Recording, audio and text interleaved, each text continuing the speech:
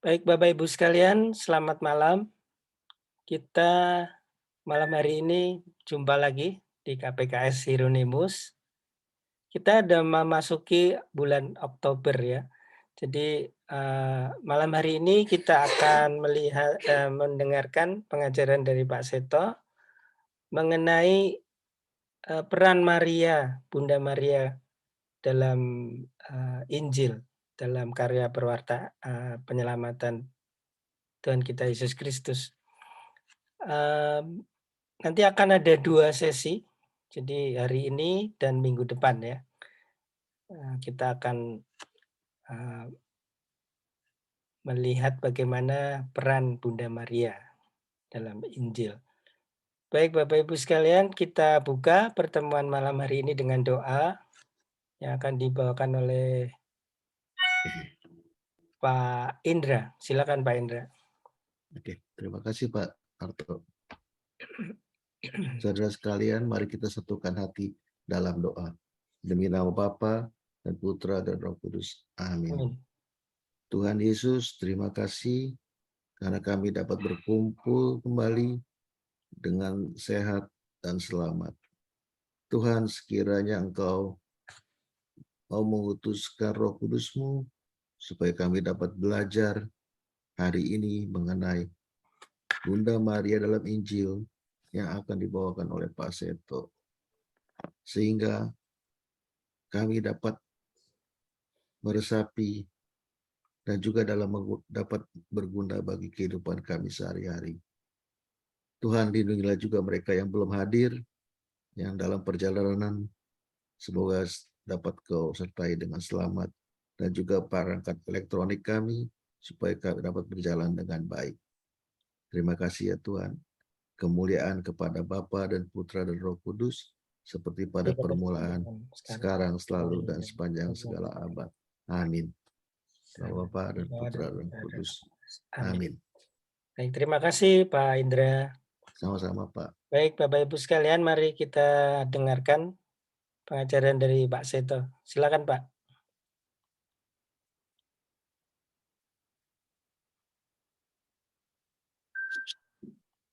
Ya, terima kasih Pak. Selamat malam Ibu, Bapak, dan saudara-saudara semua. Kita akan melihat ya beberapa hal yang kita perlu pelajari, yang kita perlu tahu ketika bicara tentang Bunda Maria. Kalau nggak waspada, nggak hati-hati, nggak belajar, lalu yang bisa terjadi, Bunda Maria seringkali hanya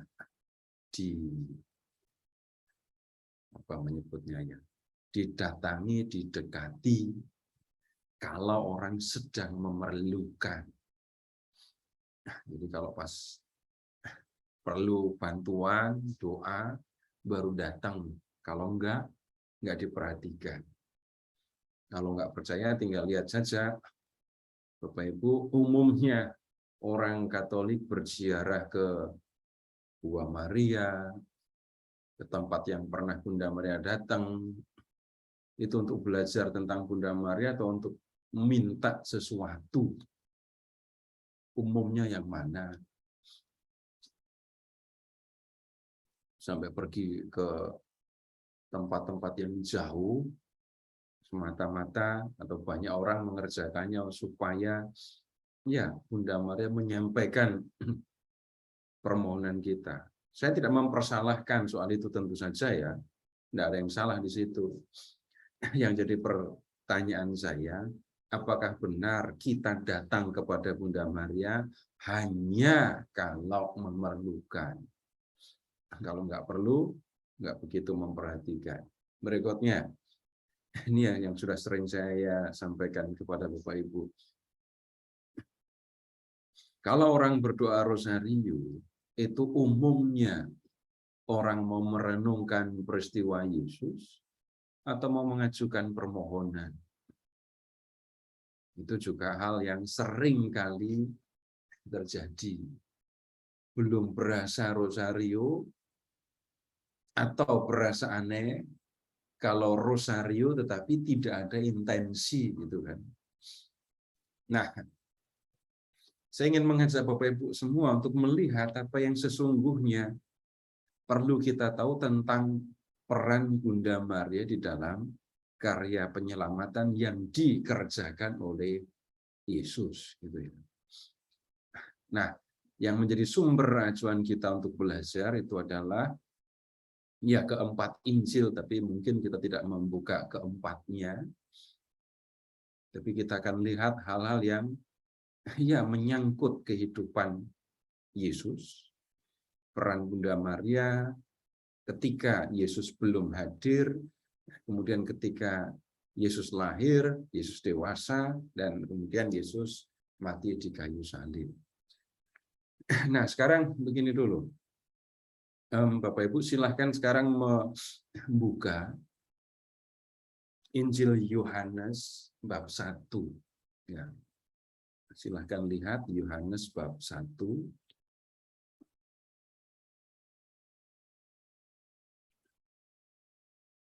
Dan di situ kita perlu perhatikan soal yang sederhana, mungkin juga sudah kita hafal. Pada mulanya adalah firman. Firman itu bersama-sama dengan Allah, dan firman itu adalah Allah. Jadi firman itu bersama dengan Allah, tapi sekaligus juga firman itu adalah Allah. Nah, kemudian sekarang lihat ke ayat 14. Firman itu menjadi manusia dan diam di antara kita. Lalu kita telah melihat kemuliaannya, yaitu kemuliaan yang diberikan kepadanya sebagai anak tunggal Bapa, penuh kasih, karunia, dan kebenaran. Firman itu menjadi manusia. Nah, firman yang menjadi manusia itulah yang kemudian kita kenal, kita sebut sebagai anak Allah. Jadi ini pemahaman sederhana yang kita bisa temukan di dalam Injil Yohanes. Firman menjadi manusia. Nah, firman yang menjadi manusia inilah yang di ayat 14 disebut anak tunggal Bapa, ya.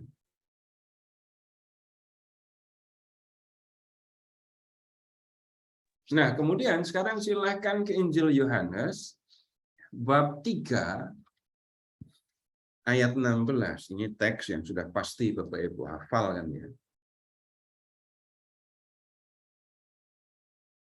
Karena begitu besar kasih Allah akan dunia ini, sehingga ia telah mengaruniakan anaknya yang tunggal, supaya setiap orang yang percaya kepadanya beroleh hidup yang kekal.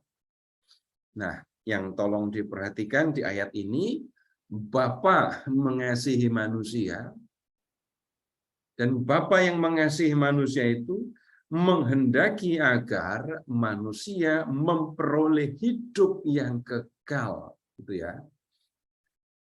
Lalu apa yang dilakukan oleh Bapa supaya manusia bisa memperoleh hidup yang kekal? Allah atau Bapa itu telah mengaruniakan anaknya yang tunggal. Nah, anak yang tunggal itu, kembali ke bab 1, itu adalah firman yang menjadi manusia tadi ya. Nah, sekarang begini. Bapa menghendaki manusia beroleh hidup yang kekal. Itu kabar baik untuk manusia kan ya. Lalu supaya manusia yang berdosa itu bisa memperoleh hidup yang kekal, Allah mengaruniakan anaknya, lalu Yesus, anak Allah, Yesus, firman yang menjadi manusia itu mempersembahkan diri di kayu salib untuk menghapus dosa manusia, sehingga manusia dipandang layak untuk beroleh hidup yang kekal. Nah, sekarang begini, bagaimana firman itu menjadi manusia? Kita tidak sedang belajar biologi ini ya, tetapi kita akan lihat dalam arti tertentu proses bagaimana firman itu menjadi manusia. Nah, sekarang silahkan membuka Injil Lukas. Silahkan ke Injil Lukas. Bab 1 dari ayat 26 sampai dengan 38.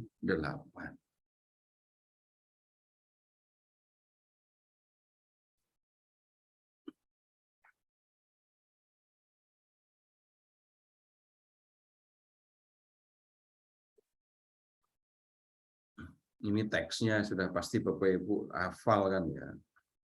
Tetapi saya hanya mau ngajak Bapak Ibu untuk melihat beberapa.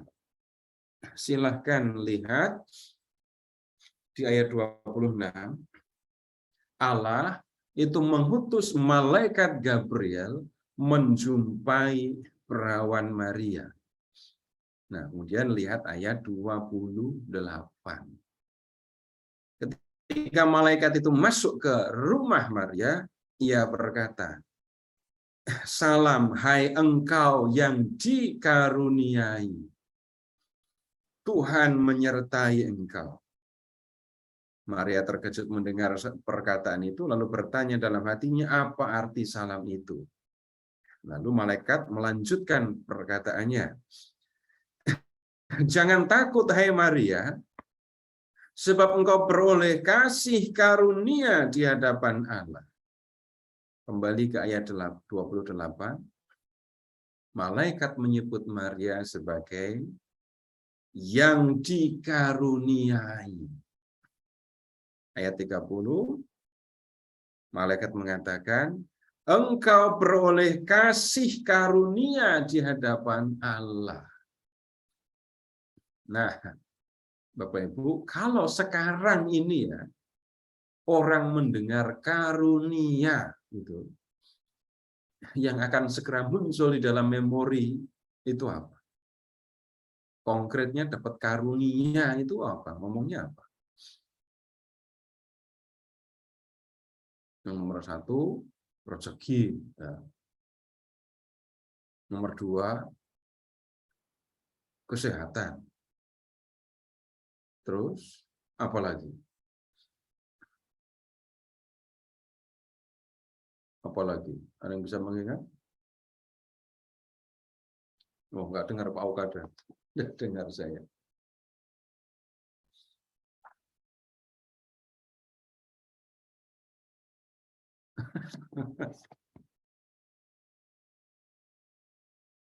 Iya.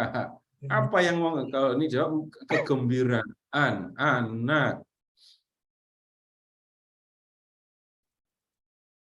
Nah, kemudian kalau lihat perikop ini, kasih karunia atau karunia yang diberikan kepada Maria kayaknya nggak gitu nyambung dengan pemahaman umum.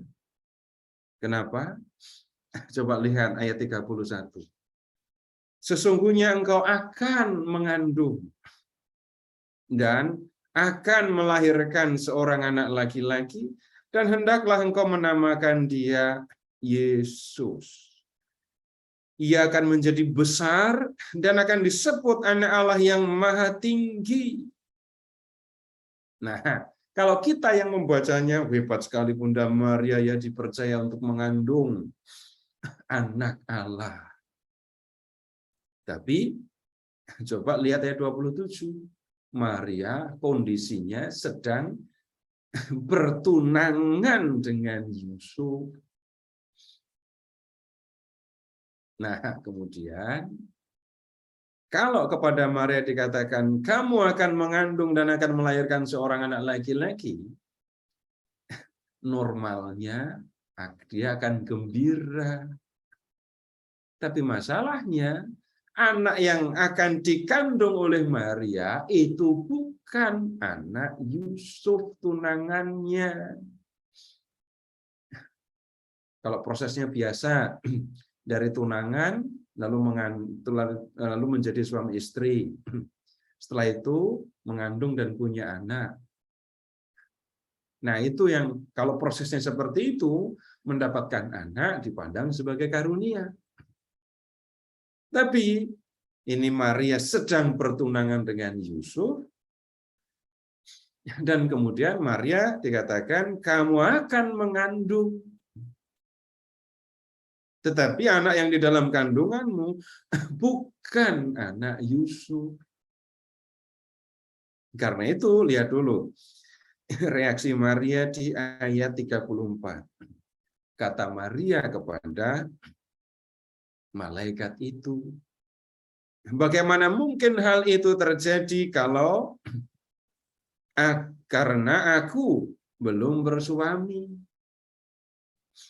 Kalau prosesnya normal, seperti orang berkeluarga pada umumnya, lalu malaikat harusnya kan menjawab, kamu kan sudah bertunangan, ya sudah, habis itu kamu menikah. Setelah itu kamu jadi suami Yusuf, dan kamu akan punya anak. Malaikat harusnya jelasin begitu dong. Tapi enggak seperti itu. Dan pertanyaan yang diajukan oleh Maria, itu kalau kita periksa lebih lanjut, kita dulu pernah itu membukanya ya di teks bahasa Inggris. Lalu terjemahannya, Lukasnya begini, bagaimana mungkin hal itu terjadi karena aku tidak mengenal laki-laki. Nah, kita melihat ada yang berbeda di sini. Sekali lagi, harusnya kalau mengikuti prosedur biasa dan memang Maria mau menjadi istri Yusuf, malaikat harusnya jawab, ya setelah kamu bertunangan ini ya kamu menjadi jadi istri Yusuf dan kamu akan punya anak. Tapi malaikat tidak mengatakan seperti itu. Lihat ayat 35.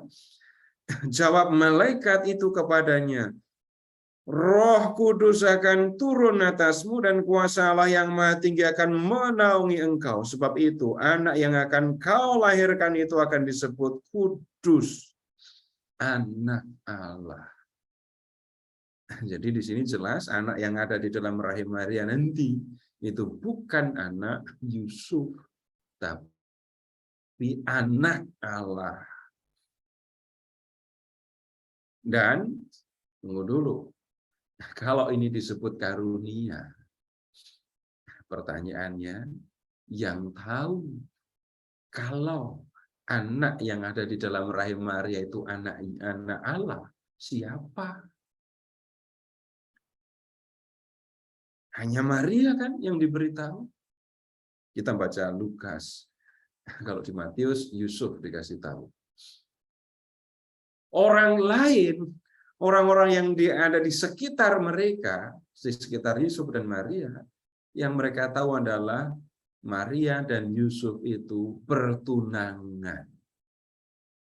Tapi sementara Maria masih tunangan Yusuf, Maria akan mengandung, akan punya anak. Nah, itu yang diketahui oleh orang banyak. Sehingga orang bisa berpikir lain. Orang akan menyangka lah Maria itu punya anak dari siapa? Masih tunangan kok sudah mengandung. Dan Maria tidak mungkin dong mengatakan anak yang ada di dalam rahimku itu adalah anak Allah. Kemarin atau sebulan yang lalu itu malaikat Gabriel datang kepadaku dan memberitahukan ini. Kalau Maria mengatakan hal seperti itu kepada orang Nazaret, apakah mereka akan percaya? Nggak akan mereka percaya. Nah, sekarang kembali ke kata kasih karunia kepada kata karunia.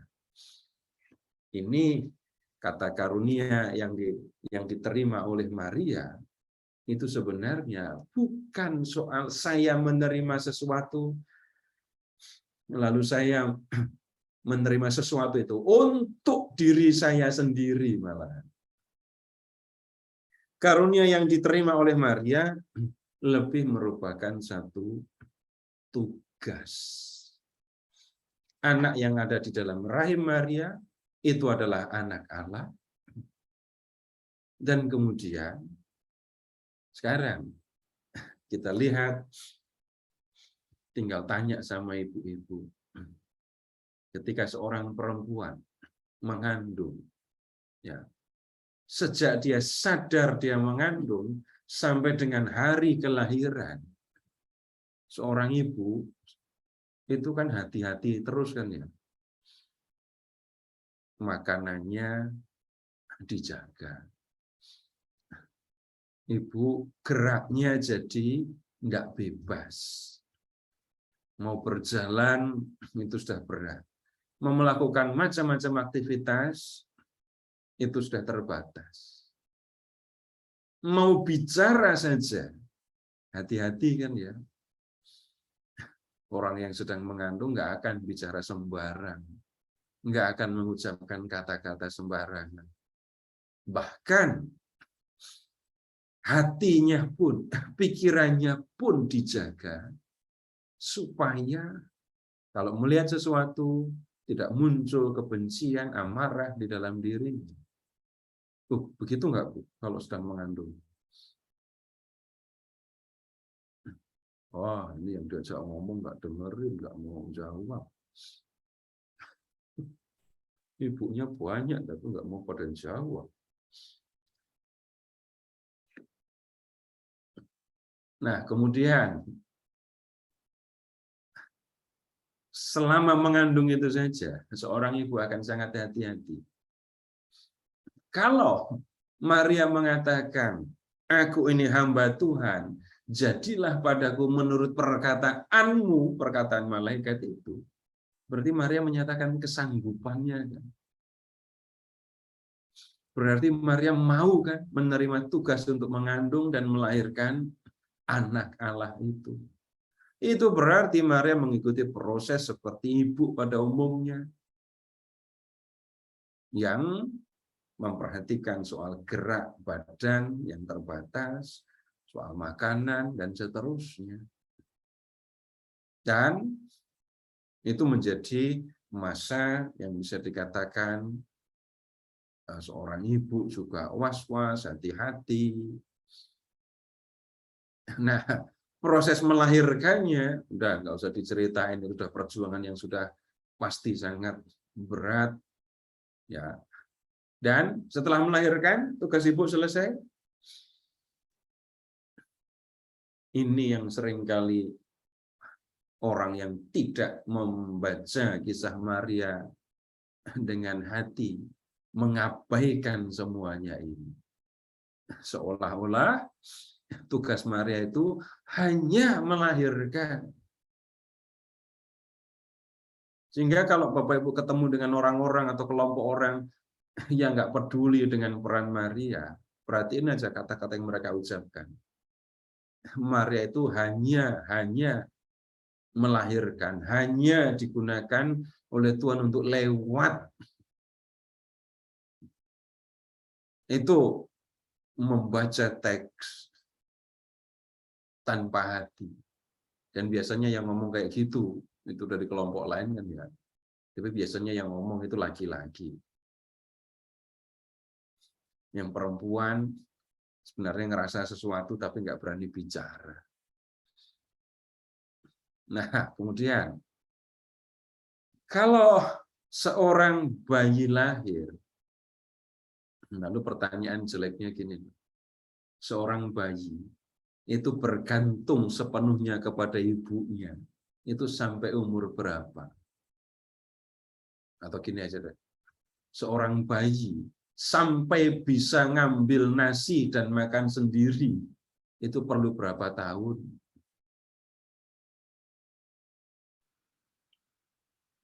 Setahun. Bisa sampai Bisa sampai lama sekali kan.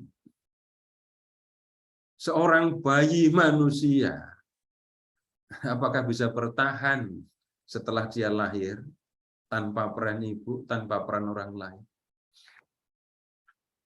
Silahkan sekarang membayangkan. Firman yang menjadi manusia, lahir dalam rupa seorang bayi manusia, yang mengalami kelemahan manusia. Benar-benar mengalami kelemahan seorang manusia yang kalau tidak diperhatikan oleh ibunya, tidak diurus oleh orang yang melahirkan atau orang lain, maka resikonya adalah dia akan mati. Nah, Bapak Ibu bisa mengingat ketika gendong bayi, hati-hatinya kayak apa. Sekarang bayangkan firman yang menjadi manusia, itu menjadi bayi yang selemah itu. Jadi kalau begitu, kehadiran firman yang menjadi manusia itu sekarang benar-benar bergantung kepada Maria dan Yusuf yang menemaninya kan. Nah, kemudian sekarang begini selanjutnya. Kalau ibu bisa jawab hebat. Seorang ibu mengatakan berapa puluh kata atau berapa banyak kata sampai anak ibu bisa mengucapkan satu kata. Yang bisa jawab? Kalau ada yang bisa jawab jumlah persis keterlaluan itu berarti. Nggak mungkin. Masih di kandungan sudah diajak bicara, baru lahir sebentar juga udah diajak bicara, tiap hari diajak bicara, dan normalnya hitungan wajar bayi bisa mulai bicara itu umur berapa bulan? 3 bulan. Berapa? 3. 3 bulan sudah bicara. 12 bulan. Itu berarti yang Ayo, Pak. berarti ngajak ngomongnya coba 12 bulan tiap hari ngomong terus sampai anak itu bisa mengucapkan satu kata. Kalau bayi itu diandaikan misalnya ya, nggak ada yang ngajak bicara, nanti bayi itu bisa ngomong apa enggak? Ya enggak mungkin. Bisa. Kalau nggak percaya tanya sama Tarzan itu. Nah, bukan itu.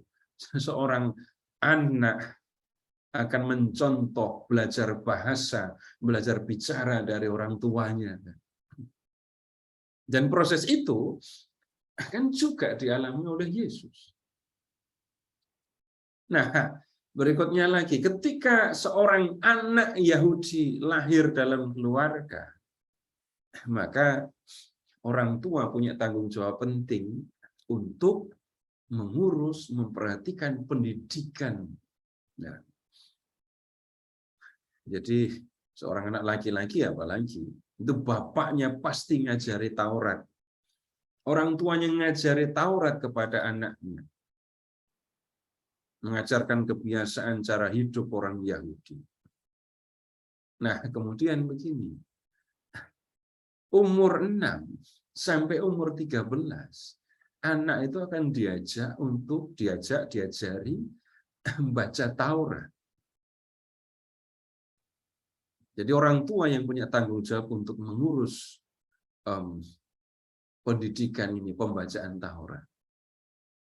Nah, kemudian sekarang begini, Bapak, Ibu, tentu senang kan ya kalau punya anak yang cerdas. Tapi kemudian pertanyaan selanjutnya, ya senang kalau punya anak yang cerdas. Tapi mana yang lebih sulit? Mengurus, mendidik, ngajari, dialog, diskusi dengan anak yang kemampuan intelektualnya biasa, atau dengan anak yang kemampuan intelektualnya tinggi. Mana yang lebih sulit?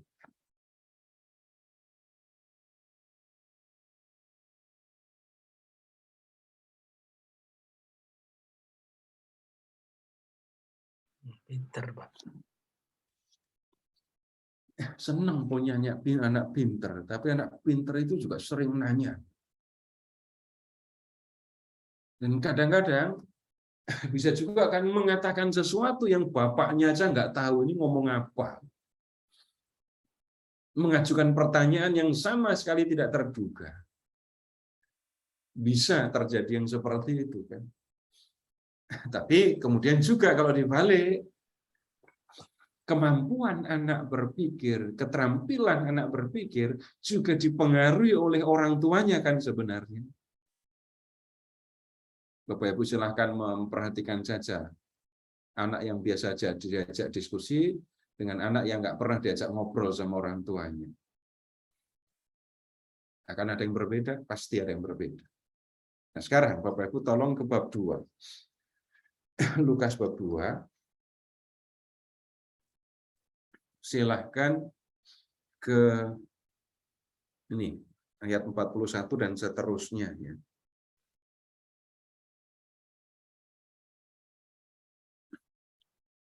Jadi umur 12 Yesus sudah diajak ke Bait Allah, ke Yerusalem. Nah, kemudian Yesus tinggal di dalam Bait Allah. Sekarang lihat ke ayat 46. Sesudah 3 hari, mereka menemukan dia dalam Bait Allah.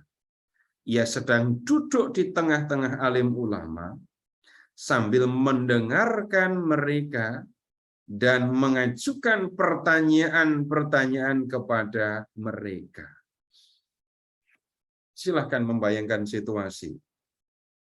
Ia sedang duduk di tengah-tengah alim ulama.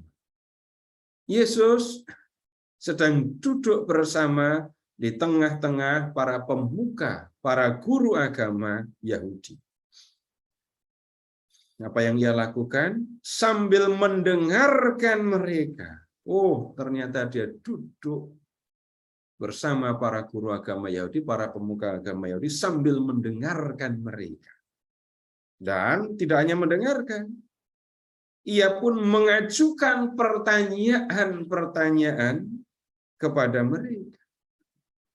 Bapak Ibu, silakan mengamati, silakan memperhatikan anak yang berani mengajukan pertanyaan dan anak yang nggak berani mengajukan pertanyaan. Kalau anak-anak di sekolah itu nyatanya lebih banyak bertanya atau lebih banyak ditanya. Ditanya, Pak. Ya, pernah memperhatikan atau membantu anak supaya berani dan bisa bertanya? Ini yang jarang diurus kalau di sekolah. Nah, saya tidak tahu yang sekarang-sekarang ya.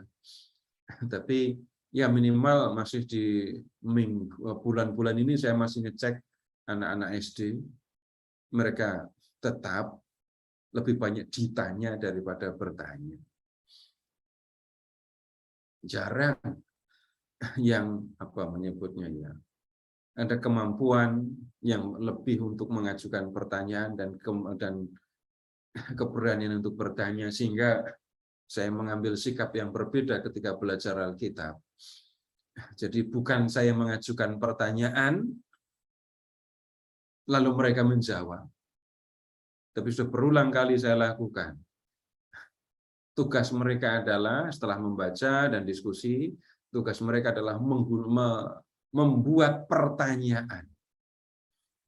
Membuat pertanyaan bukan dengan kata apakah, tetapi menggunakan kata bagaimana, mengapa, atau dengan tugas kata dengan kata jelaskan.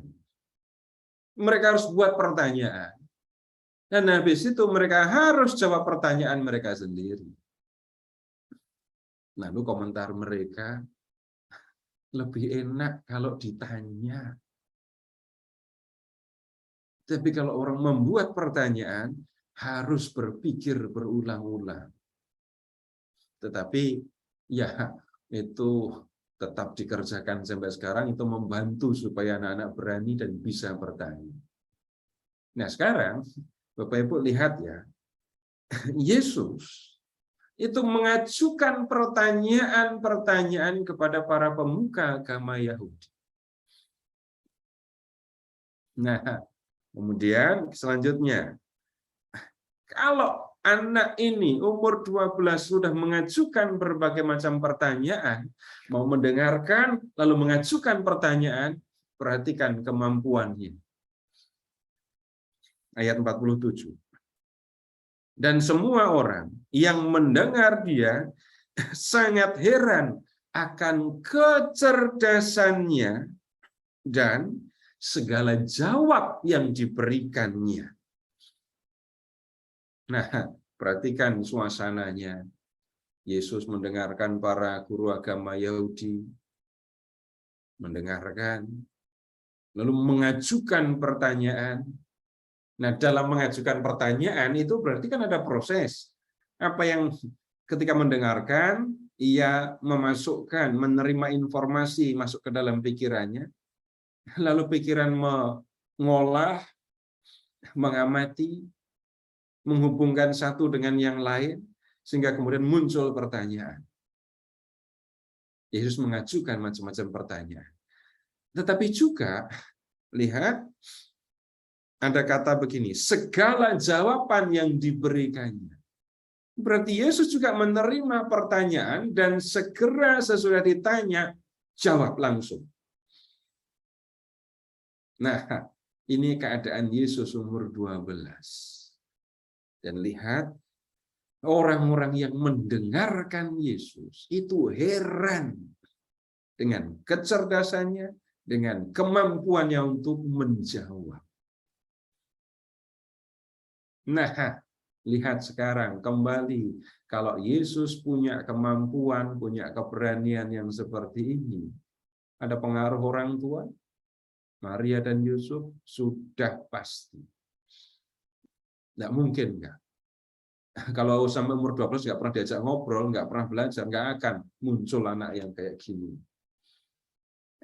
Tetapi kemudian, Bapak Ibu, seorang anak itu kan tetap pribadi yang tersendiri kan ya, yang punya kemampuan untuk berpikir, yang punya kemampuan untuk merasa, yang bahkan saya temukan dalam diri banyak anak itu sudah bisa merahasiakan sesuatu yang bahkan orang-orang dekatnya pun nggak dikasih tahu. Dan yang lain juga, banyak orang tua itu nggak sadar kalau anak itu pribadi tersendiri, yang bisa berpikir, yang bisa merasa, yang bisa punya ide. Tapi kalau sampai kuliah, atau bahkan sudah berkeluarga, masih diurusi terus sama mamanya, dan segala keputusan bergantung sama mamanya, kan kasihan. Seolah-olah anak itu nggak bisa berpikir apa-apa. Tapi kalau kita lihat dalam proses pembelajaran, proses pendidikan yang sesungguhnya, kita akan bisa lihat dengan jelas. Bapak Ibu boleh melihat diri sendiri aja kan. Melihat anak-anak tentu saja silahkan ya. Anak-anak punya kemampuan sendiri untuk berpikir sehingga bisa muncul di dalam pikirannya hal-hal yang orang tua nggak duga. Anak-anak juga punya kesadaran tentang siapa sebenarnya dirinya.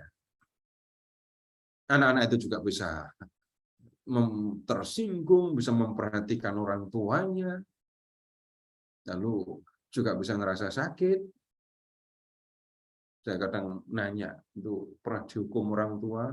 Pernah dicubit? Mana yang favorit? Cubit besar apa cubit kecil? Cubit di pipi, pantat, apa di paha? Ternyata yang paling menyakitkan menurut anak-anak, dan orang tua nggak pernah nanya ini rupanya ya. Itu yang paling sakit, itu kalau dicubit besar di paha. Itu menyakitkan beneran katanya. Enggak, saya nggak buat survei. Tapi ketika diajukan pertanyaan seperti itu, ramai anak-anak menjawab, dan jawabannya sama di situ. Nah, Kemudian kalau memperhatikan juga, ini saya diskusi kitab suci dengan anak-anak itu ya. Lalu mereka, saya lakukan proses tadi sampai akhirnya membuat doa. Lalu akan kelihatan anak-anak ngerasa apa, berpikir apa, ketahuan dengan jelas. Yang bahkan bisa jadi, dan sering terjadi sih, saya, pendamping yang lain nggak pernah menduga anak-anak bisa nulis kayak gitu. Nah sekarang, Bapak Ibu lihat, Maria dan Yesus sudah 3 hari nyari. Ini kok nggak pamit gitu loh ya. Kalau mau tinggal di Yerusalem, mbok ya kirim WA dulu gitu ya, biar nggak repot.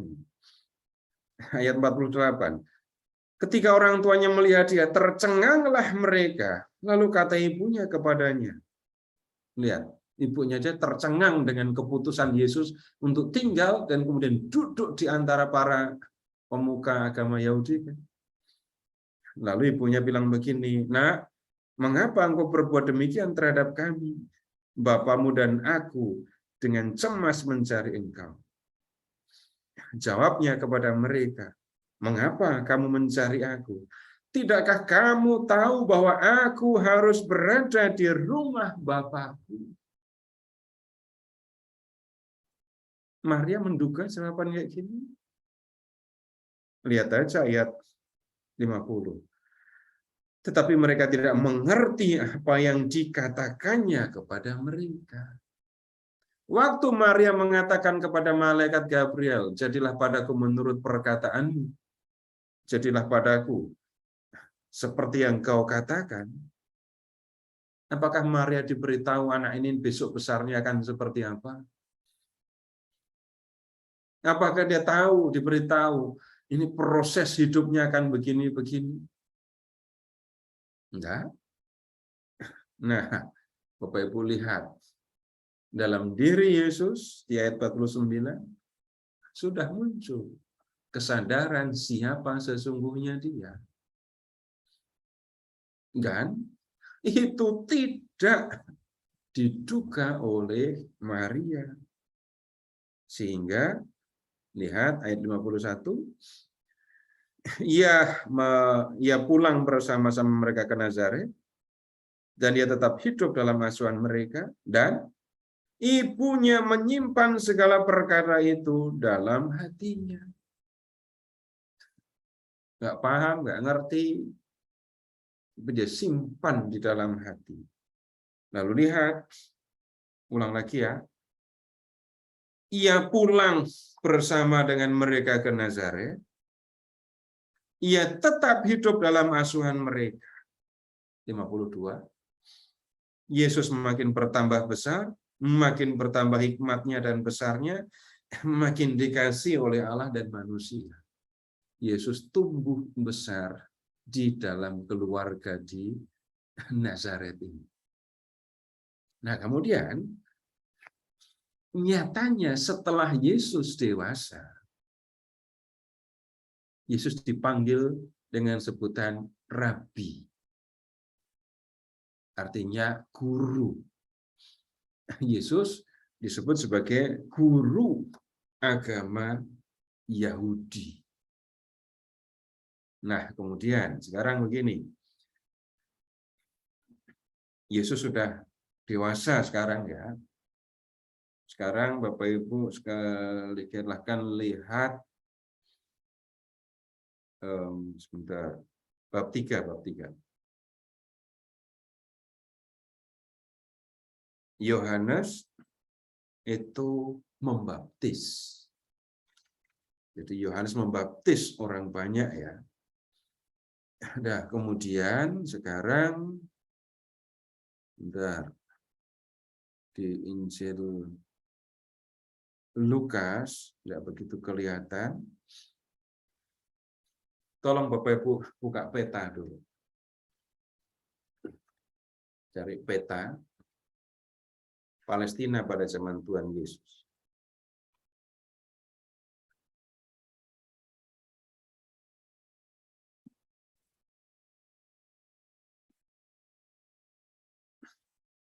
Di Palestina pada zaman Tuhan Yesus, Bapak Ibu tolong cari kota Yeriko. Nggak ketemu? Lalu dari Yeriko, tarik garis datar ke timur sampai ketemu Sungai Yordan. Nah, dari titik temu Yeriko ke timur dengan Yordan, dan kemudian sampai ke Laut Mati, Bapak Ibu ambil tengah-tengahnya. Di sebelah timur Sungai Yordan, disitulah Yohanes membaptis. Tempat itu kalau di Injil Yohanes disebutnya Betania. Tapi kalau di dalam ini pemahaman yang lain, di dokumen yang lain, bukan di Injil ya, tempat itu diberi nama Betabara. Jadi lihat, adanya di sebelah timur Sungai Yordan. Tempatnya di situ. Di situ Yohanes Pembaptis. Sekarang perhatikan Nazaret. Perhatikan Nazaret ada di mana.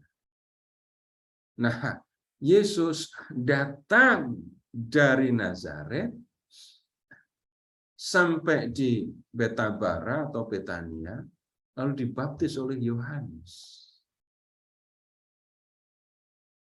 Perjalanan panjang, perjalanan jauh, dan yang lebih ya membuat kita harus berpikir, ini dari mana Yesus tahu Yohanes melakukan tugas itu?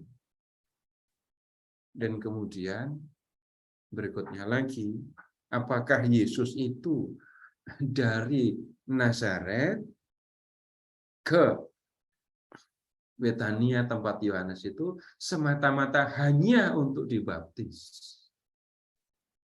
Nah, yang saya maksudkan jadinya begini. Kalau ada seorang mau menjadi rabi, maka dari umur 13 sampai umur 22, dia harus belajar kepada seorang rabi. Belajar macam-macam tentang hukum Taurat. Dari hukum Taurat 5 kitab, Taurat dalam arti yang lebih luas, seluruh perjanjian lama, Taurat yang lebih luas lagi, hukum-hukum lisan. Ya, Yesus melakukan itu walaupun kita tidak tahu siapa gurunya, lalu belajar di mana. Dan kemudian dia juga punya kontak ternyata dengan Yohanes Pembaptis yang dalam banyak studi disebut ya orang yang dekat, mungkin juga termasuk kelompok orang Eseni, orang-orang yang menyendiri bertapa di padang gurun. Dan Yesus punya kontak, berarti Yesus punya relasi, kenal dengan macam-macam kelompok orang kalau begitu. Nah, kemudian kembali ke Injil Lukas bab 3. Lalu lihat ke ayat 23.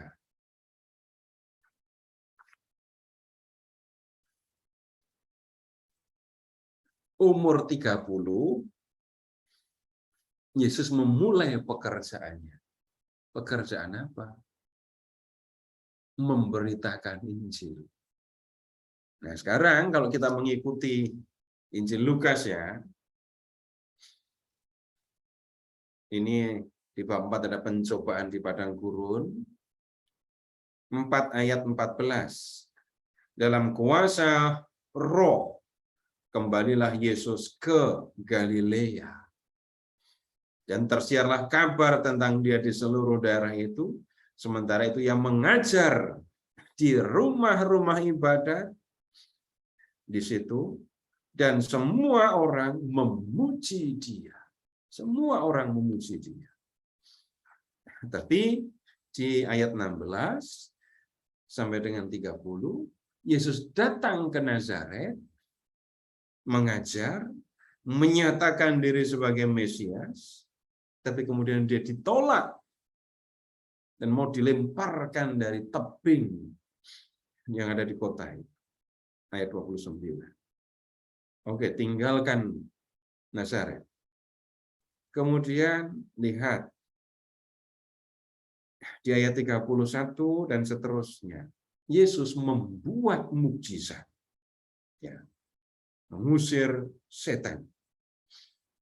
Di ayat 38, itu Yesus melakukan begitu banyak mukjizat. Menolong, menyembuhkan begitu banyak orang sakit. Lalu lihat juga ayat 25, ayat 12. Yesus menyembuhkan seorang kusta, 17 menyembuhkan orang lumpuh. Ya. Nah, kemudian di ayat 17, 6, 17, dan seterusnya, Yesus mengajar. Bab 7, Yesus menyembuhkan hamba dari seorang perwira di Kapernaum. Ayat 11, Yesus membangkitkan anak muda di Nain. Ya. Kemudian lihat di bab 8 ayat 4. Yesus mengajar.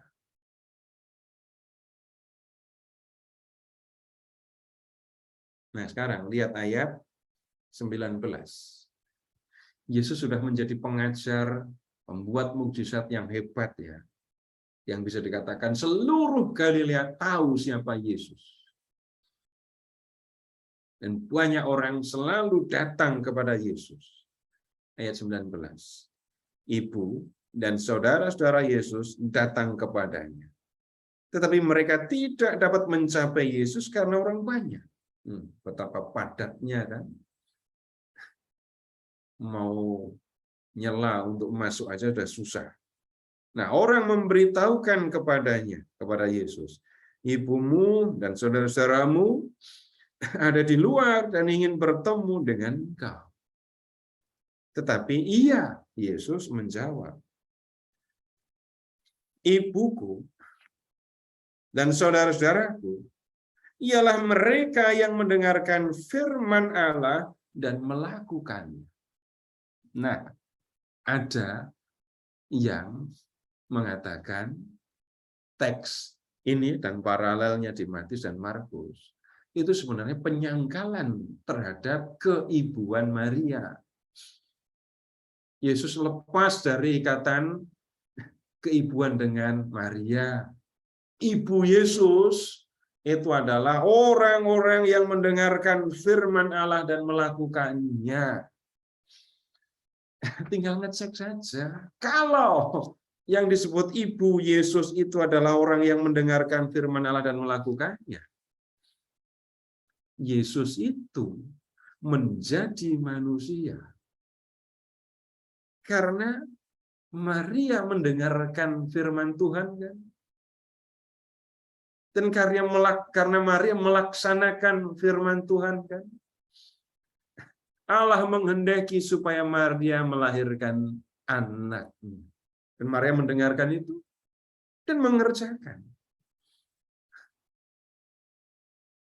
Jadi kalimat yang seperti ini sama sekali tidak bisa disebut ini adalah penyangkalan tentang keibuan Maria. Nah,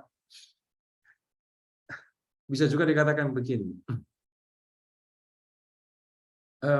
Yesus bahkan menunjuk kepada Maria sebagai contoh orang yang mendengarkan firman Tuhan dan melakukannya. Karena nyatanya Maria mendengarkan firman Tuhan yang disampaikan lewat malaikat Gabriel dan kemudian mengerjakan, mengandung, melahirkan, mendidik, membesarkan, mengurusi Yesus sampai dia dewasa. Nah, sekali lagi kalimat di 8:21 tidak bisa digunakan sebagai penyangkalan terhadap Maria. Lanjut. Yesus meredakan angin ribut. Terus 26 mengusir roh jahat dari orang Gerasa. 40 membangkitkan anak Yairus, menyembuhkan perempuan yang sakit pendarahan. Loh, terus 9, 10 memberi makan 5.000 orang. 9:37 mengusir roh dari orang yang sakit ayan. Berikutnya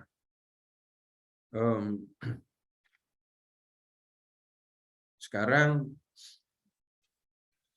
bab 10 ya.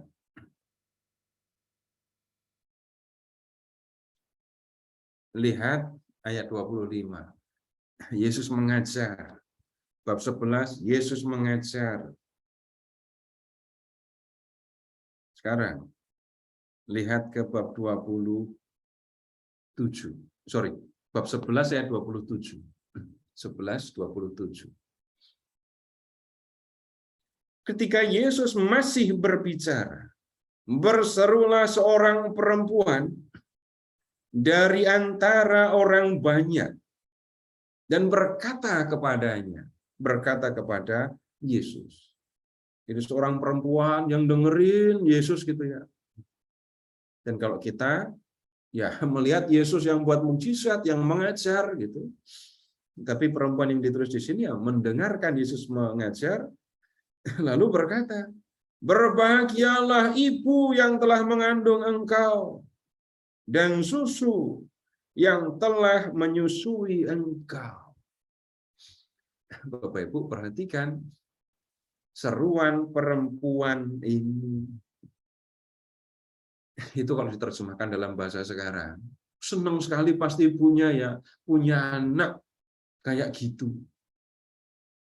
Melihat Yesus yang mengajar, menyembuhkan, dikagumi orang banyak, menolong orang banyak, perempuan ini ingat kepada ibu yang melahirkan Yesus. Pasti ibunya berbahagia, punya anak yang seperti ini. Dan kemudian pujian yaitu, "Berbahagialah susu yang telah menyusui engkau." Kegembiraan ibu karena pernah menyusui seorang anak yang sekarang menjadi orang sehebat ini. Nah, kemudian Yesus menjawab, "Yang berbahagia ialah mereka yang mendengarkan firman Allah dan memeliharanya." Balik lagi, ini juga tidak perlu dipakai sebagai penyangkalan terhadap keibuan Yesus. Ini justru penegasan. Maria berlaku seperti yang dikatakan oleh Yesus. Maria mendengarkan firman Tuhan. Dan juga Maria memelihara firman itu.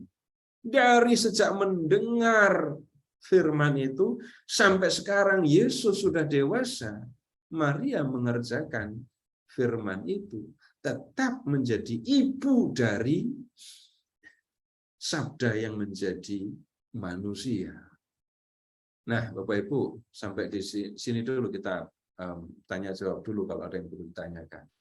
Masih ada bagian yang kita perlu lihat. Silakan. Ya, silakan Bapak Ibu. Ada yang mau bertanya?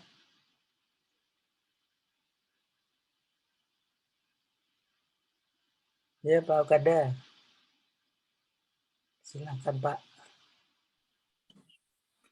Yang Lukas 8, yang 9 sampai 21, sering didengar, tapi saya belum mengerti persisnya artinya, Pak.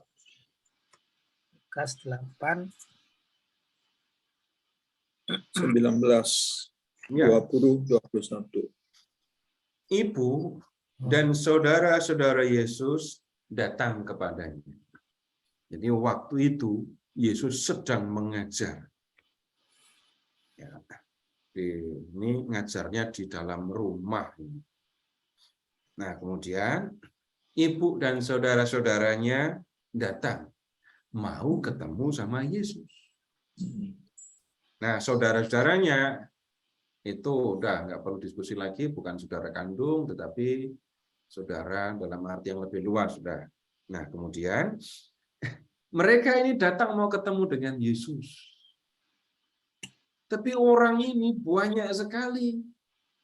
Sehingga Ini ibu dan saudara-saudaranya mau mendekati tempat Yesus duduk saja nggak bisa.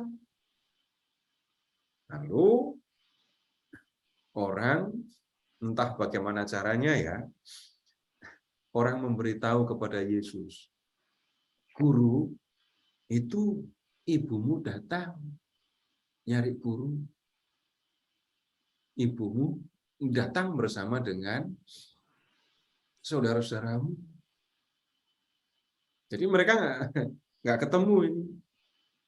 Lalu Yesus menggunakan kesempatan ini, kehadiran ibu dan saudara-saudaranya tadi ya, untuk bicara atau menyampaikan sebuah pengajaran. Pengajarannya apa? Perhatikan, mendengarkan firman Allah dan melakukannya. Ini yang diajarkan. Nah, Yesus mengatakan begini, orang yang mendengarkan firman Allah dan melakukannya, itu saudaraku. Ini saudaranya sudah bukan dalam pengertian biologis ya, tapi saudara dalam satu firman gitu ya. Seperti Yesus datang karena melakukan kehendak Bapa, maka orang-orang yang mendengarkan firman Allah dan mengerjakannya itu jadi saudaranya. Nah, sayangnya tidak ada cerita lebih lanjut. Apakah setelah ini ibunya itu membawa rantang, terus Yesus disuruh makan, atau Yesus diajak ke warung untuk makan? Nggak ada cerita. Hanya begitu saja. Tapi sekali lagi, kehadiran Yesus, Ibu Yesus menjadi kesempatan bagi Yesus untuk bicara, untuk mengajar sesuatu yang lain kepada orang banyak. Tapi sekali lagi, itu sama dengan, itu bukan ibuku. Ibuku yang melakukan firman Allah. Loh, Maria yang melahirkan Yesus, itu adalah orang yang mendengarkan firman Allah dan melakukan.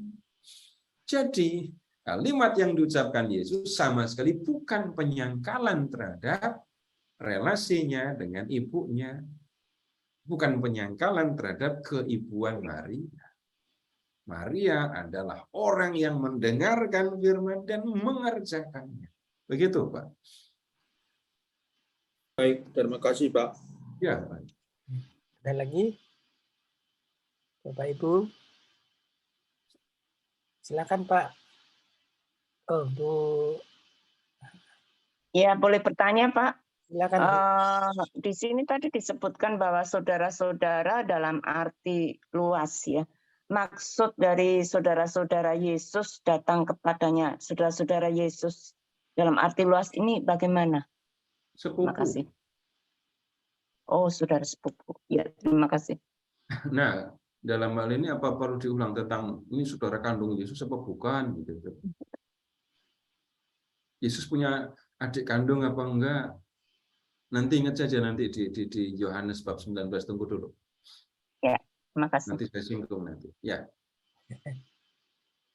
Baik. Ada lagi?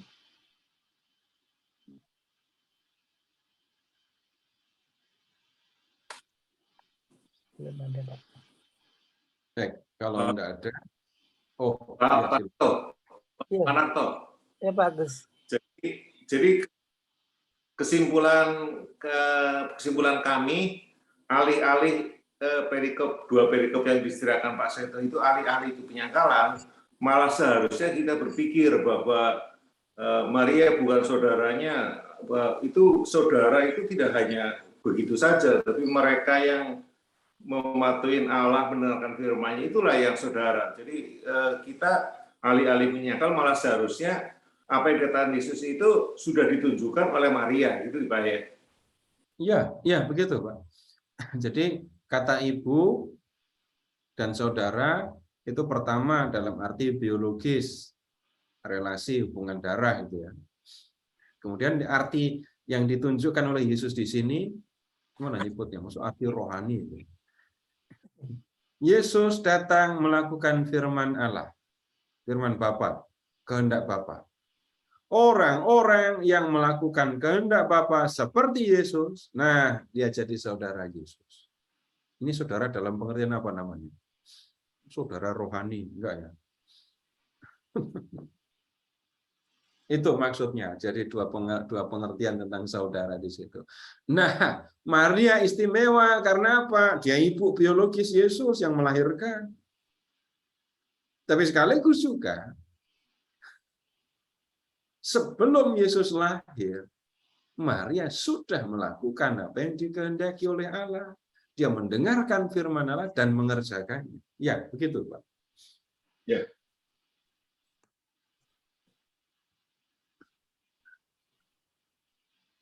Ya.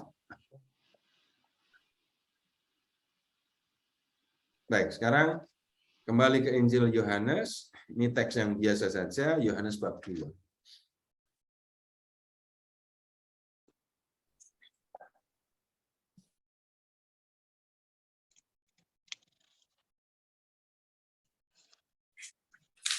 Bab 2. Langsung saja ke pokok persoalan.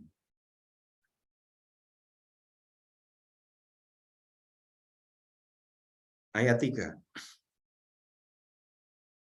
Ketika mereka kekurangan anggur, ibu Yesus, nggak disebut Maria ya. Ini kalau di Injil Yohanes nggak disebut Maria. Ibu Yesus berkata kepadanya, mereka kehabisan anggur. Kata Yesus kepadanya, mau apa engkau daripadaku, ibu? Saatku belum tiba. Maria nggak memberi ruang diskusi. Ya. Coba lihat kalimat selanjutnya. Tetapi ibu Yesus berkata kepada pelayan-pelayan, apa yang dikatakan kepadamu, buatlah itu. Sekilas orang mengatakan, ibu-ibu itu kalau udah maunya, ya kayak gini nih. Anaknya harus nurut sama dia. Tuh omongan sekilas dengan nada apa ya, sinis terhadap ibu, orang bisa bicara kayak gitu. Tetapi sekarang begini, yang kita bicara yang lebih serius. Ibu yang melahirkan, yang membesarkan anak. Hitungan wajar. Harusnya ibu kan yang paling kenal sama anaknya. Nggak ada orang lain yang harusnya lebih kenal dengan anaknya daripada ibunya. Kalau kemudian Maria seolah-olah nggak memperhatikan kata-kata Yesus,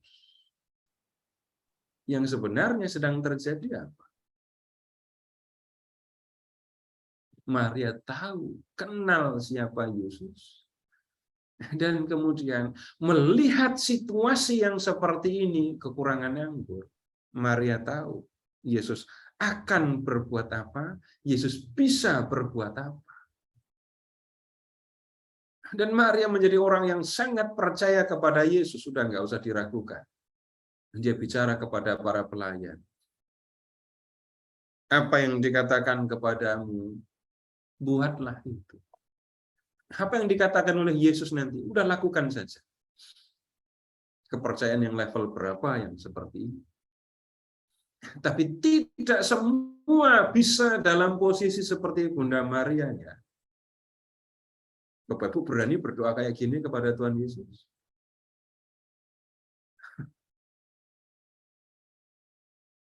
Bisa kita percaya kepada Allah. Tapi sikap yang ditunjukkan oleh Bunda Maria dengan jelas menunjukkan kedekatannya dengan anak yang dilahirkannya itu. Nah, kemudian sekarang kita ke Injil Yohanes. Ya, bab 19.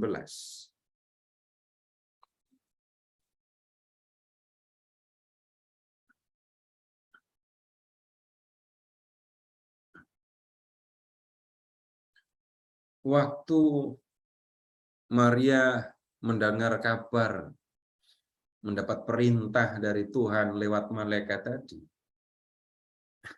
Maria diberitahu enggak?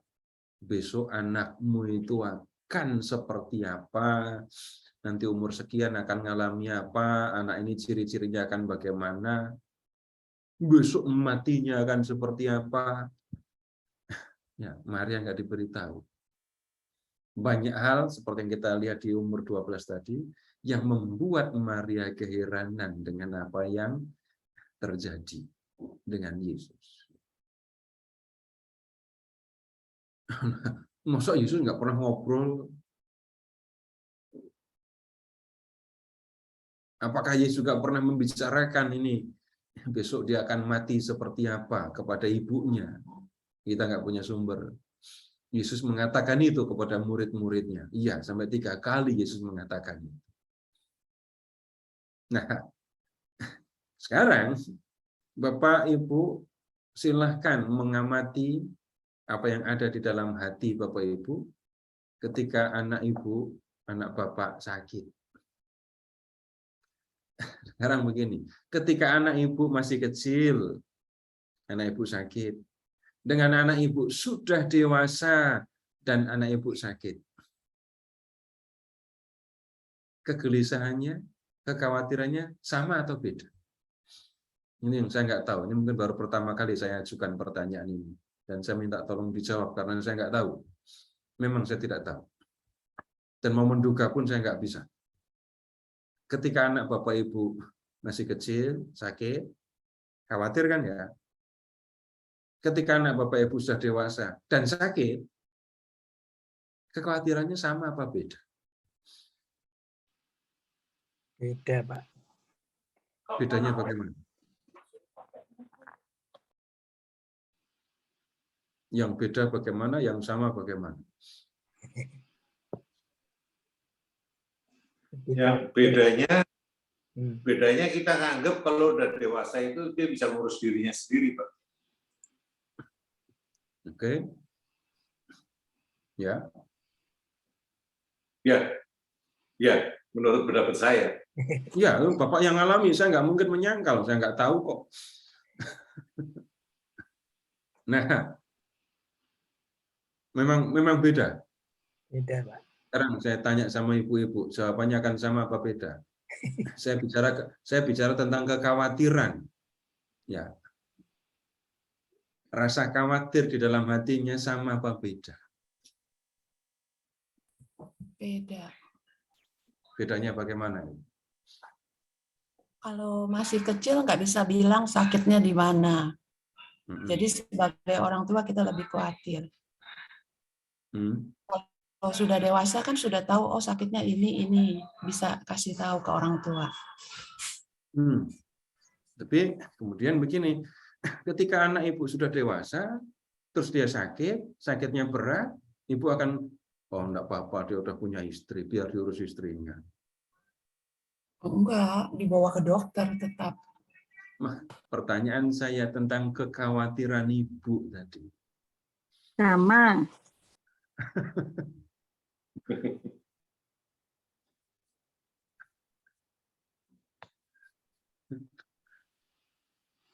Ayo. Khawatirnya tetap khawatir, Pak. Cuma kadarnya itu lain. Kadarnya. Kalau sakitnya itu levelnya sama, anak ibu masih kecil dan anak ibu sudah dewasa, sakitnya, level sakitnya sama, kekhawatirannya tetap beda. Saya sendiri sebenarnya nggak pernah ditanyain ibu saya, makanya saya tanya beneran ini. Saya bukan interogasi, tapi saya sampaikan pertanyaan yang ada di kepala saya. Benar-benar saya nanya, bukan saya ngetes, enggak. Saya memang bertanya. Dan saya kalau bertanya ngerepotin orang kan. Sama Pak, sama khawatirnya. Kalau Bapak Ibu menggunakan hanya pikiran, enggak apa-apa, dia udah gede tahu kok nanti obatnya apa. Duitnya juga banyak. Bisa begitu kan bicaranya. Ketika kita bicara pikiran. Bicara hati, khawatir. Enggak bisa kayaknya diatasi dengan otak itu tadi ya. Kok bisa gitu ya? Padahal anaknya sudah gede. Kalau anaknya sehat mungkin beda. Nggak apa-apa, dia bisa urus dirinya sendiri. Terserah mau main kemana, dan seterusnya. Tapi bicara tentang yang sakit. Kalau saya cuma bisa ngeliat waktu adik saya, kakak saya sakit, ibu saya nangisnya juga sama. Tapi saya nggak pernah nanya, beneran saya nggak pernah tanya. Baru ini saya bertanya. Nah, sekarang Bapak Ibu lihat, ini bukan Yesus sakit. Ini bukan soal Yesus sakit. Tapi Yesus, lihat, disalib. Dan sebelum disalib, Yesus dianiaya, disesah, dicambuk. Sesudah itu, mikul sendiri salibnya ke Golgota, dan kemudian di Golgota dia digantung di kayu salib. Bapak Ibu sekarang lihat ke ayat 25, 19-25. Dekat salib Yesus berdiri ibunya dan saudara ibunya, Maria istri Klopas dan Maria Magdalena.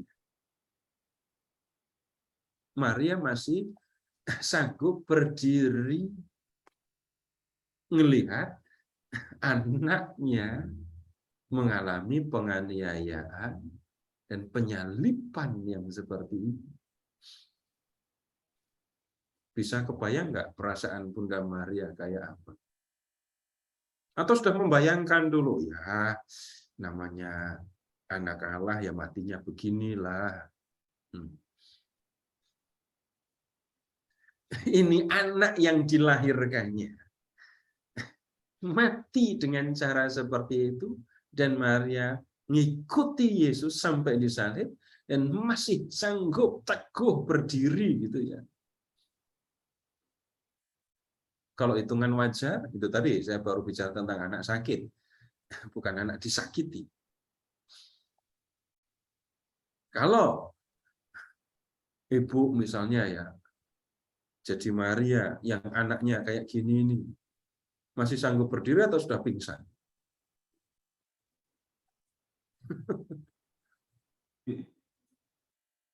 Jangan-jangan sudah nggak sanggup lagi ya.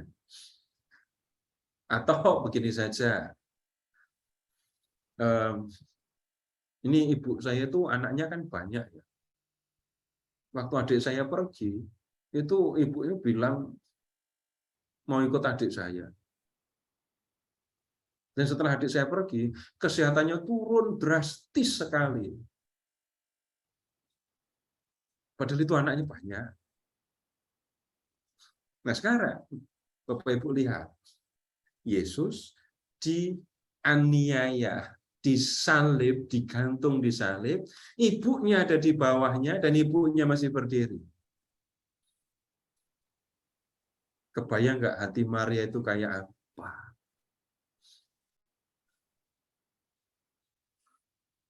Menjadi, balik lagi, menjadi ibu dari anak Allah, dari firman yang menjadi manusia, sejak menerima perintah Allah lewat malaikat sampai di kayu salib.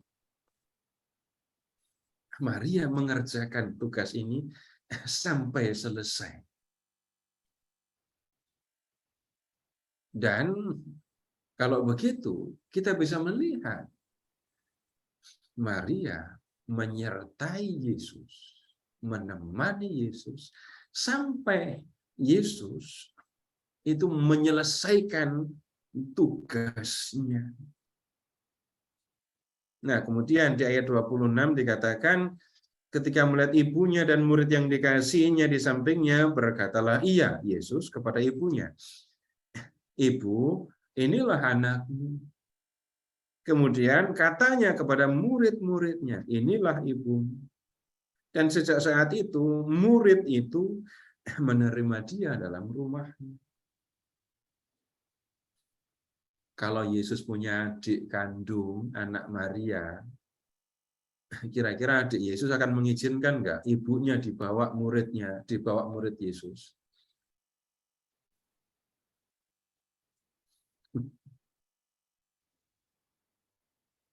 Kalau Yesus punya adik, masa sih ibunya dibiarkan ikut Yohanes, ikut murid Yesus? Hitungan wajar enggak? Nah, kalimat ini menjadi tanda, menjadi petunjuk bagi kita bahwa Yesus itu adalah anak tunggal dari Maria. Jadi kalau ketemu dengan saudara-saudara Yesus, entah di Injil, entah di surat-surat Paulus, nah Bapak Ibu silahkan mengingat keluarga besar dan kemudian saudara sepupu, itu pun tetap disebut sebagai saudara. Itu yang saya maksudkan tadi. Nah, sekarang begini, Bapak Ibu, ketika kita melihat apa yang dikerjakan oleh Bunda Maria, apa yang Bapak Ibu bisa teladan dari Maria? Apakah setelah ini pikirkan sendiri, pertimbangkan sendiri ya? Apakah setelah melihat peran Maria di dalam Injil, dalam kehidupan Yesus, dalam karya penyelamatan Yesus, anak Allah yang dikaruniakan supaya manusia memperoleh hidup yang kekal, apakah yang nomor satu ada di pikiran kita sekarang itu adalah doa permohonan lewat Maria? Sekali lagi saya tidak mempersalahkan permohonan ya, enggak, sama sekali tidak. Tetapi kalau datang kepada Bunda Maria hanya untuk memohon, ada yang salah di situ. Kenapa? Maria, Bunda Maria mengurus Yesus. Dari masih dalam kandungan sampai Yesus wafat di kayu salib, melakukan karya penyelamatan itu bukan sekedar untuk mengurus raga keperluan kita selama di dunia. Kan? Yesus, anak Allah, datang ke dunia.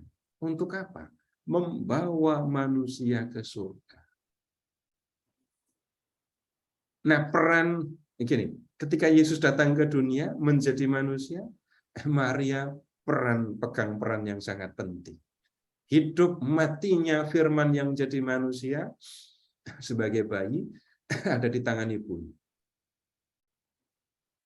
Nah, kemudian Maria mengikuti Yesus. Yesus mengajar, menyembuhkan, memberitakan kerajaan Allah supaya orang percaya kepada Yesus dan memperoleh hidup yang kekal.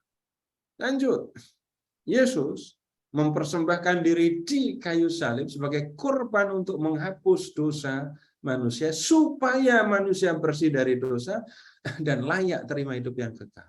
Selama ini Bunda Maria ngapain? Ingat dari Yesus di dalam kandungan, Yesus masih kanak-kanak sampai remaja, Yesus jadi rabi yang mengajar, Yesus yang mati di kayu salib untuk keselamatan umat manusia.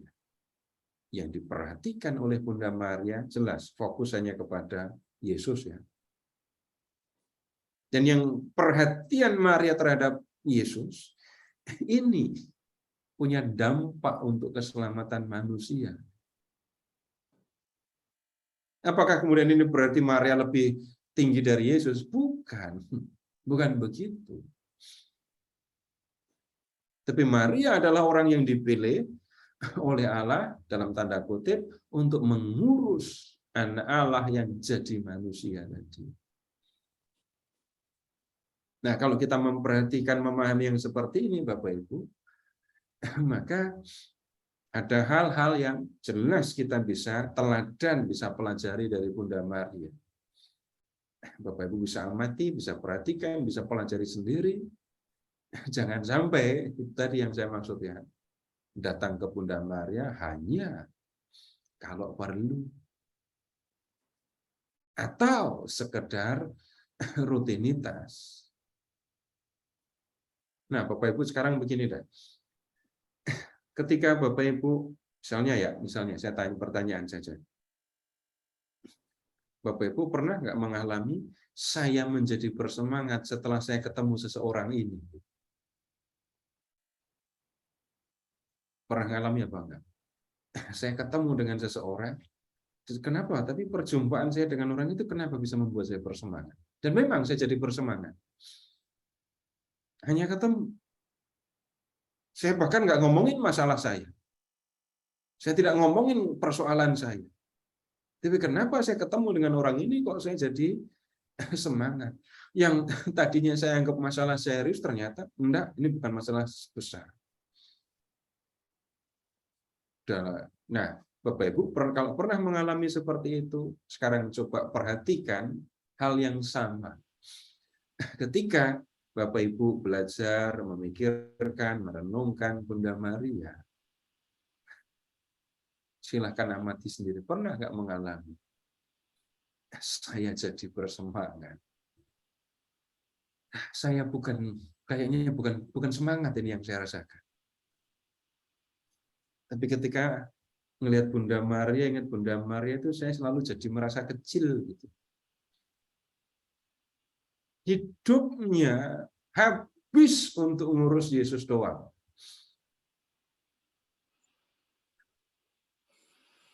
Ini Bunda Maria sampai kepikiran pengen punya mantu enggak sih gitu. Saya ambil contoh yang sederhana, tapi orang Yahudi pasti mikir itu kalau ngomongin orang Yahudi. Punya anak laki-laki ya normalnya, hitungan wajarnya punya istri lalu punya cucu, punya anak. Nah, sekarang lihat, kalau melihat Bunda Maria, hidupnya dihabiskan hanya untuk ngurus Yesus. Dan Yesus yang diurus tidak juga jadi anak manja kan ya. Sekarang pertanyaan jelek apa jahat ini ya? Bapak Ibu, bangga atau tidak kalau punya anak yang menurut, yang taat kepada kehendak Tuhan? Bangga kan ya? Kalau membantu orang yang susah, dan menurut Bapak dan Ibu, bantuannya kebanyakan,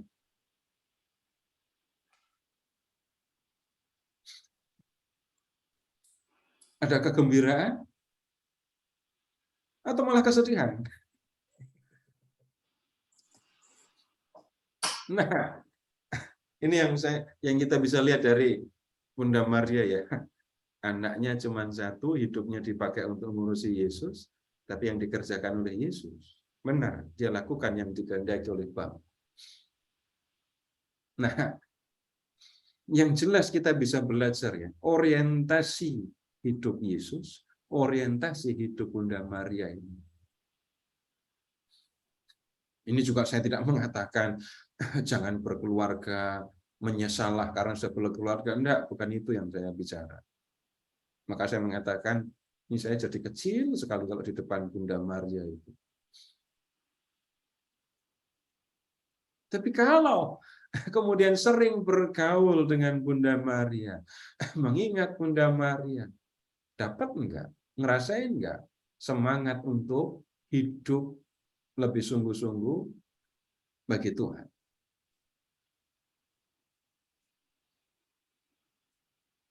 Jadi karena sering bergaul, mengingat, memperhatikan, mempelajari Bunda Maria, saya merasa lebih bersemangat enggak untuk kerja bagi Tuhan, untuk menggunakan waktu saya bagi Tuhan. Terima kasih, selamat malam. Baik, Pak Seto. Terima kasih banyak Pak Seto malam hari ini. Kita sudah dibuka hati kita untuk lebih memahami bagaimana peran Bunda Maria dari awal Yesus lahir sampai pada kematiannya di kayu salib. Per Mariam et Jesum, itu yang biasa kita dengar ya. Baik Bapak Ibu sekalian, kita akan ada satu sesi lagi mengenai Bunda Maria, yaitu devosi kepada Bunda Maria. Nanti Pak Seto akan menjelaskan kepada kita mungkin untuk apa nih devosi kepada Bunda Maria. Kita ikuti nanti minggu depan, masih nanti persiapkan diri kita. Baik Bapak Ibu, kita tutup pertemuan malam hari ini dengan doa. Silakan Pak Indra. Ya. Mari Bapak Ibu sekalian, kita satukan hati kita dalam doa. Demi nama Bapa dan Putra dan Roh Kudus. Amin. Tuhan Yesus, sekali lagi terima kasih atas pengajaran yang disampaikan malam ini, pengajaran tentang Bunda Maria yang dapat kami gunakan dalam kehidupan kami sehari-hari. Tuhan, sekiranya Engkau mau melindungi kami semua dalam istirahat malam ini, supaya besok dapat beraktivitas kembali dengan baik. Kemuliaan kepada Bapa dan Putra dan Roh Kudus, seperti pada permulaan, sekarang, selalu, sepanjang segala abad. Amin. Demi nama Bapa dan Putra dan Roh Kudus. Amin. Terima kasih semua.